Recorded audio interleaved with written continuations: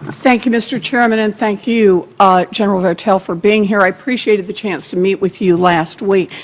As you know, I have serious concerns about our support to the Saudi-led coalition and its military campaign in Yemen.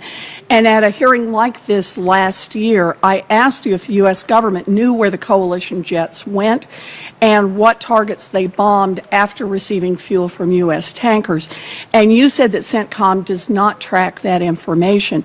In late December, the New York Times reported that American military personnel assigned to the coalition's headquarters in Saudi Arabia readily had access to a, quote, database that detailed every airstrike, warplane target, munitions used, and a brief description of the attack, end quote. So let me just ask you, does this database exist? Today, we do have a database that does have that information, and we have the ability to see that. And CENTCOM has access to this database? We do have access to it today. Okay. You know, this is troubling information because it suggests that we could determine retroactively if coalition warplanes that bombed civilians did so with American assistance. You know, there's clear evidence that we enable and support the Saudi-led coalition in Yemen. Until recently, we refueled their jets. We provide military advice and intelligence support. We continue to sell them American-made bombs that public reports indicate kill Yemeni civilians.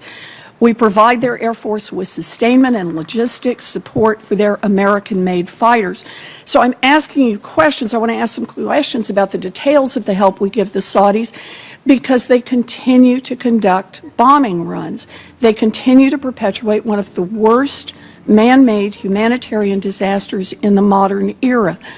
During this civil war, more than 85,000 children under the age of 5 have starved to death, and tens of thousands of civilians have been killed.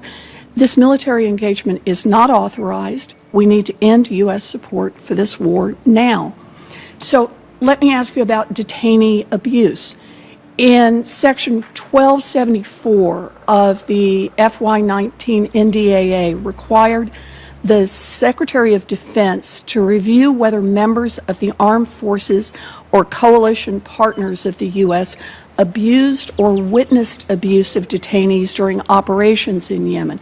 DOD submitted this report to Congress last month and in the unclassified summary concluded that, quote, DOD has determined that DOD personnel have neither observed nor been complicit in any cruel, inhuman, or degrading treatment of detainees in Yemen, end quote. Can you just say a brief word, I just have a little bit of time, about how DOD reached this conclusion? We principally derive that based on discussions and reports from the people that we do have on the ground and what they have seen. We obviously take this very seriously, Senator, and our individuals that are in positions where they might see some of this are under the obligation to report this. And I do routinely receive reports, many of them unsubstantiated, and not just linked to Yemen, but to other areas in which we operate where there have been our people have received a report of abuse, and we have a reporting mechanism for that, and so we do take that extraordinarily seriously. But this report says neither observed nor been complicit in any cruel, inhuman, or degrading treatment. The Associated Press, Human Rights Watch, Amnesty International, and the United Nations all conducted their own investigations and came to a very different conclusion. They determined that our Emirati partners oversaw a network of detention centers that regularly engaged in torture and other abuse. Now, does DOD find these independent investigations credible?